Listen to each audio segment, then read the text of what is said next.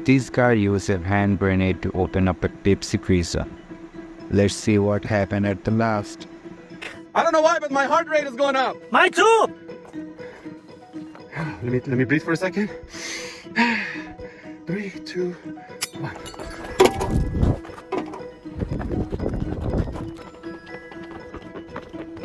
Fire in the wall!